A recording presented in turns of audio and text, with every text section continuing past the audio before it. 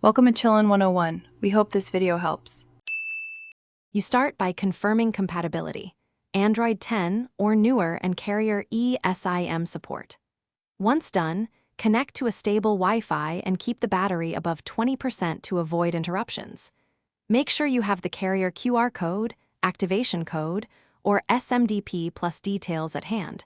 These contain the profile info. Now open Settings and search for SIM or Network to begin the Esim install flow, so you can add a new mobile plan without removing your physical SI. You tap Settings, Network, and Internet, then SIMs or Mobile Network and choose Add Carrier. Use the camera to scan the carrier QR code. This imports profile details quickly, or pick manual entry to type the activation code or SMDP plus server and activation code.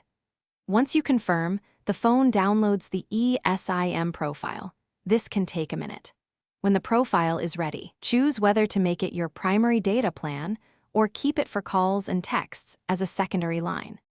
You activate the Esim by enabling the new plan in SIM settings and then set your preferred SIM for mobile data, calls, and messages.